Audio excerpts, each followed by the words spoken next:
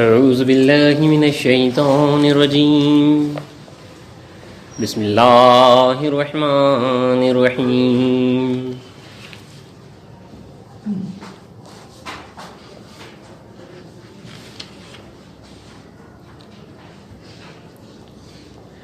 وَهُوَ الْقَاهِرُ فَوْقَ عِبَادِهِ وَيُرْسِلُ عَلَيْكُمْ حَفَظًا حَتَّى إِذَا جَاءَ أَحَدَكُمُ الْمَوْتُ تَوَفَّتْهُ رُسُلُنَا وَهُمْ لَا يُفَرِّطُونَ۔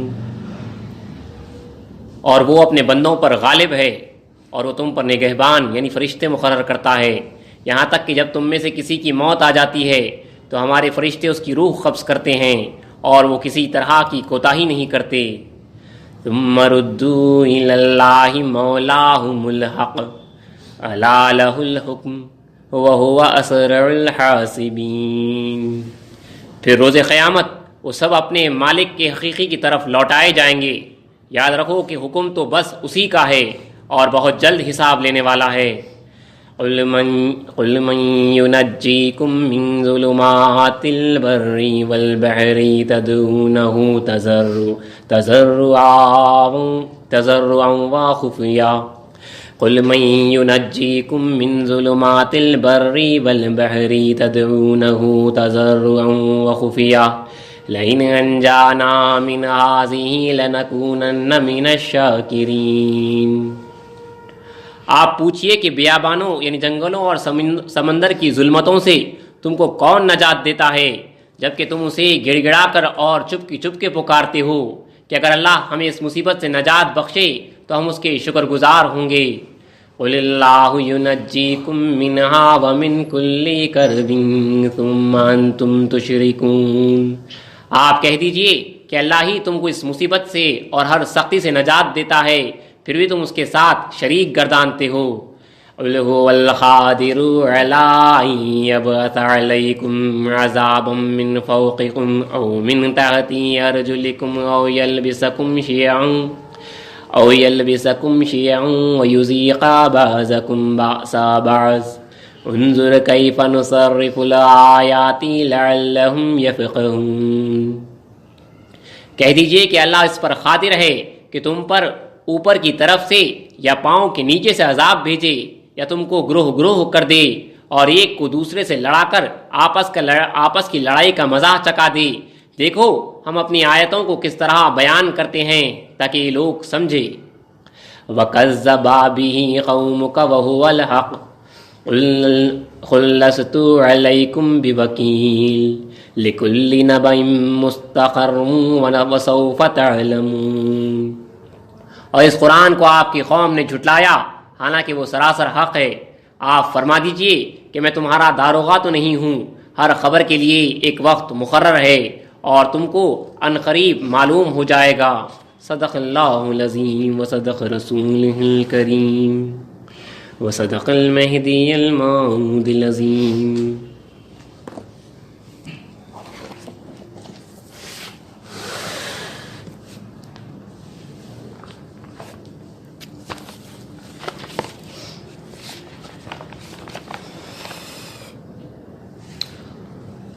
اور آداب بندگی میں ہم سن رہے ہیں نماز کے آداب کا بیان۔ نماز کے آداب کی تفصیل بیان کرنے سے پہلے اس کی فضیلتیں آپ کے سامنے رکھی گئی، اس کی اہمیت احادیث رسول صلی اللہ علیہ وسلم کی روشنی میں جو ہے آپ کے سامنے گفتگو کی گئی۔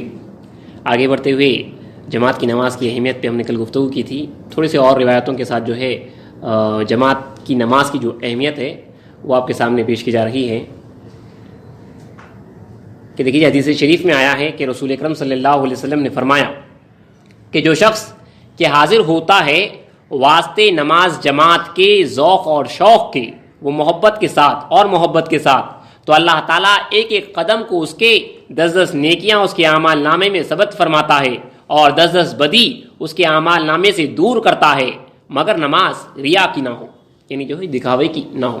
تو خدا تعالیٰ کا یہ طریقہ ہے، یہ انعام ہے بندگان خدا کے اوپر جو جماعت کی نماز کے واسطے گھر سے نکل کے آتے ہیں، ایک ایک قدم پہ جو ہے ان کو جو ہے اللہ کی قربت حاصل ہوتی ہے، نیکی ملتی ہے، اور ایک ایک قدم پہ جو ہے ان کی جو برائیاں ہیں وہ دھلتے جاتی ہیں۔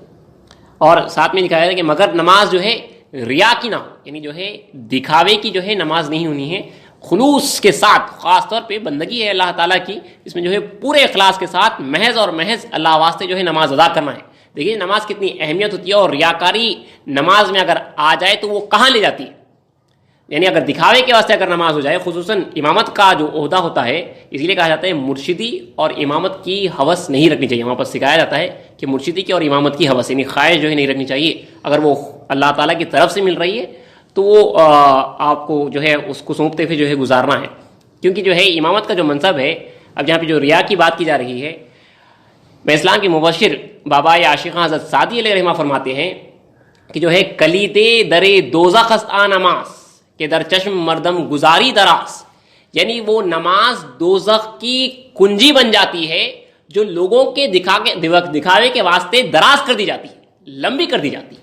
نماز ایک وہ ہے جو اللہ تعالیٰ سے ملا رہی ہے، جنت کے دروازے کھلا رہی ہے، جیسا کہ آپ نے حدیث میں جو ہے سنا ہے، اس کا قرب عطا کر رہی.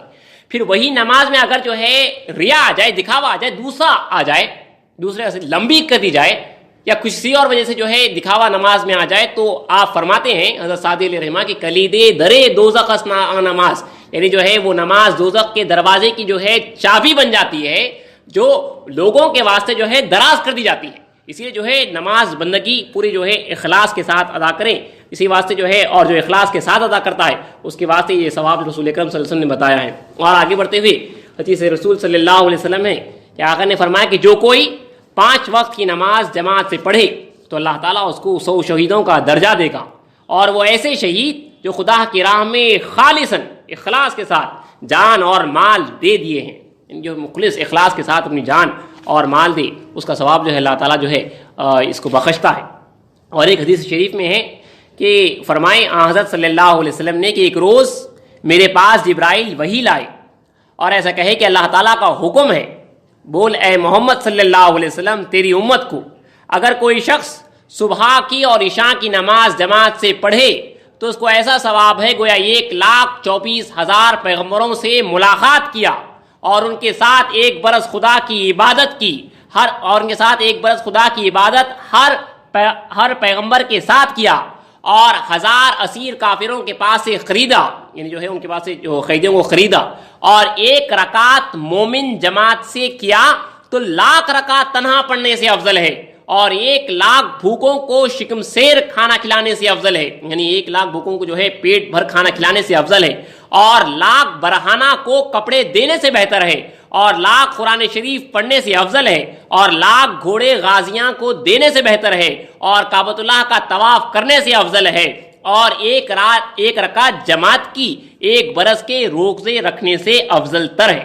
یہ جو ہے جماعت کی نماز کی اہمیت ہے. جبرائیل السلام کو حکم دیا گیا کہ اب رسول کو حکم دیا جا رہا ہے کہ کہہ دو اے محمد صلی اللہ علیہ وسلم اپنی امت سے کہ جو ہے جماعت کی نماز سے پہلے تو جو ہے ایک صبح اور عشاء کی جماعت کی فضیلت بتائی گئی ہے. کہا جاتا ہے کہ جو ہے انسان کی فطرت کے حساب سے یہ صبح اور جو شام کی نماز ہے اکثر جو ہے تھوڑا سا بوجھ بنتی ہے انسان کے اوپر. فجر کی نماز اور عشاء کی نماز کے وقت پہ کچھ نہ کچھ مصروفیات وغیرہ آ جاتے ہیں، حالانکہ جو ہے گھر پہ بھی ہوتے ہوئے فجر کی نماز کے وقت جو ہے نیند کا غلبہ رہتا ہے. تو بعض روایتوں میں بھی آیا کہ رسول صلی اللہ علیہ وسلم نے جو ہے ان 2 نمازوں کی ایسی فضیلت بیان کی جماعت سے پڑھنے کی کہ اگر لوگوں کو اس کی فضیلت معلوم ہو جائے تو وہ جو ہے گھر سے نماز کے لیے مسجد کو آئیں گے، اگرچہ کہ جو ہے انہیں جو ہے گھٹنوں کے بل رینگتے ہوئے آنا پڑے. جب معلوم ہو جائے اس نماز کا راز، اس کی ماہیت، تو جو ہے گھٹنوں کے بل جو ہے آنا پسند کریں گے یہاں مسجد تک اس نماز کو ادا کرنے کے واسطے. تو صبح اور عشاء کی نماز کی جماعت کے پڑھنے کے ثواب ایسا بتایا گیا ہے کہ 1,24,000 پیغمبروں سے ملاقات کی اس نے، اور ان کے ساتھ 1 برس خدا کی عبادت، ہر پیغمبر کے ساتھ جو ہے 1 برس خدا تعالیٰ کی عبادت کی، اور جو ہے کفاروں کے پاس سے 1000 قیدیوں کو جو ہے اس نے آزاد کیا. پھر اس کے بعد جو ہے صرف 1 رکعت کے تعلق سے کہا گیا، 1 رکعت کی جو جماعت کی نماز ہے اس کے تعلق سے کہا گیا کہ مومن، یہاں پہ خاص ہے کہ وہ مومن ہو، اس کی 1 رکعت مومن جماعت سے کیا تو 1,00,000 رکعت تنہا پڑھنے سے افضل ہے. یعنی تنہا اگر پڑھ رہا ہے وہ 1,00,000 رکعتیں پڑھ رہا ہے تو اس سے 1 رکعت جماعت والی افضل ہے. اور 1,00,000 بھوکوں کو شکم سیر کھانا کھلانے سے افضل ہے. 1,00,000 بھوکوں کو جو ہے پیٹ بھر کھانا کھلانے سے افضل ہے. کون سی؟ اس کی 1 رکعت جماعت والی. اور 1,00,000 برہنہ کو کپڑا دینے سے بہتر ہے. جس طرح سے کپڑے نہیں ہیں ان کو جو ہے 1,00,000 لوگوں کو جو ہے کپڑا دینے سے بہتر ہے. اور 1,00,000 قرآن شریف پڑھنے سے افضل ہے. اور 1,00,000 گھوڑے غازیوں کو دینے سے بہتر ہے. اور کعبۃ اللہ کا طواف کرنے سے افضل ہے. اور 1 رکعت جماعت کی 1 برس کے روزے رکھنے سے افضل تر ہے. تو یہ اس تعلق سے ہے جہاں پہ جو ہے بندہ خدا جماعت کی نماز ادا کرتا ہے تو اللہ تعالیٰ جو ہے اس کو جو ہے اس طرح سے جو ہے انعامات عطا کر رہا ہے. یہ اس کا قرب ہے. یہ مومن کے واسطے جو ہے انعامات ہے.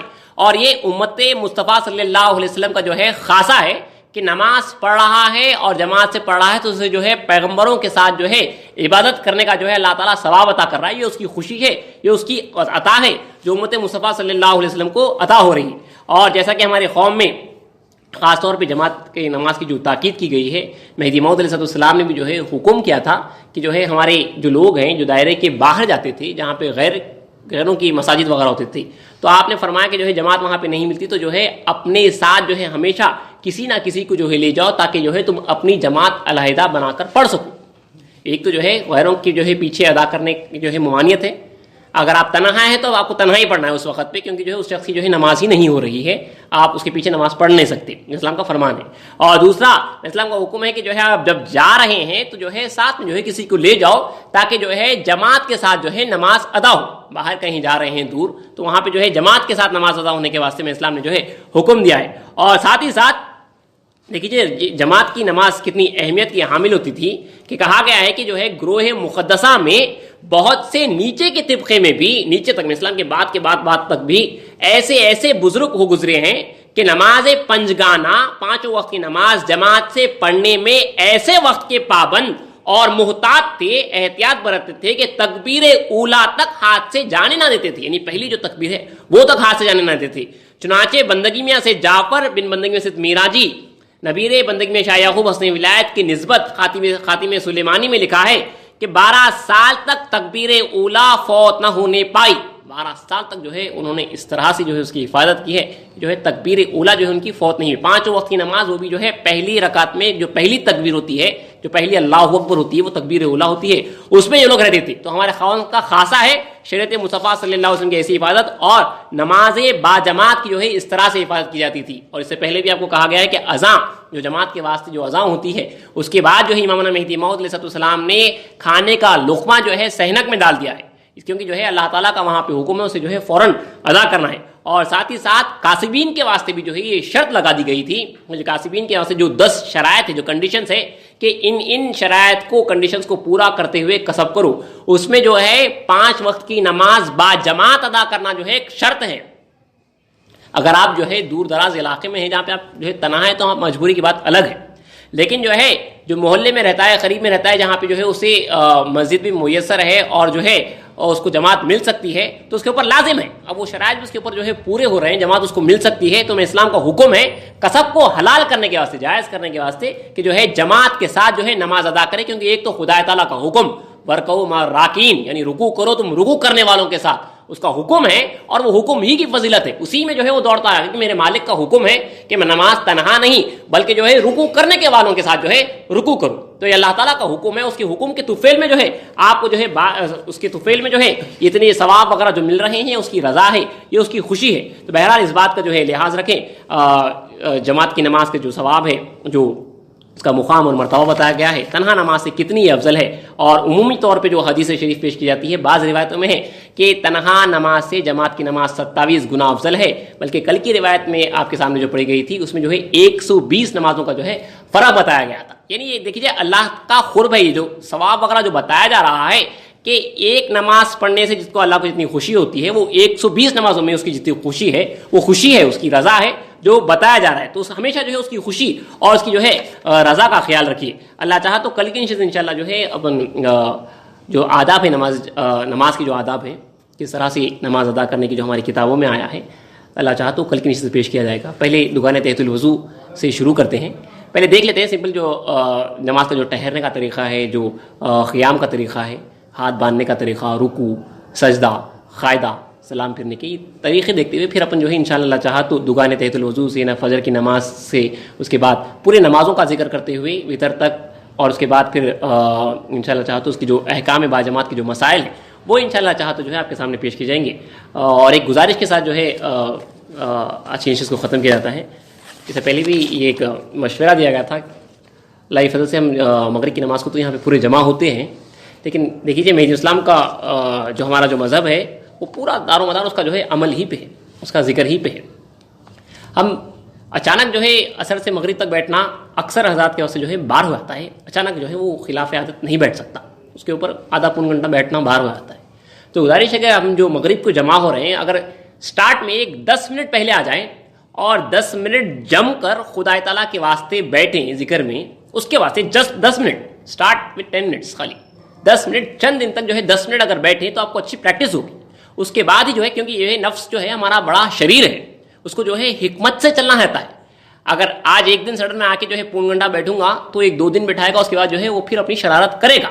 इसीलिए बुजुर्गान दीन ने बताया कि जो है उसे जो है हिकमतों से जो है चले और डिसिप्लिन मेंटेन करें, ताकि जो है अल्लाह भी जो है उस अमल को पसंद करता है। रसूल की हदीस शरीफा है कि जो मुख्तसर हो लेकिन जो है मुसलसिल हो, अल्लाह ताला जो है वो अमल को पसंद करता है। ये रसूल की हदीस शरीफा है।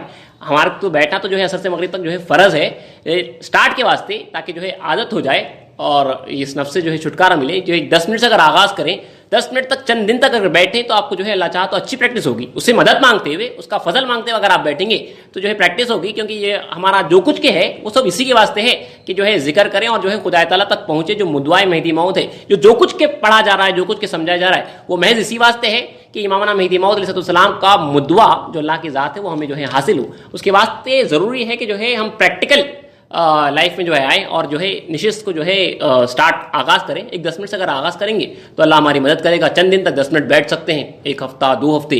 उसके बाद अगर आपको हो सक रहा है तो जो है आहिस्ता आहिस्ता 5-5 मिनट, 2-2 मिनट या 5-5 मिनट जो है आगे बढ़ाते हैं, आगे बढ़ाते हुए जो है असर मगरिब तक जो है जिक्र कर सकते हैं अल्लाह चाहा तो। वाखिर दाना।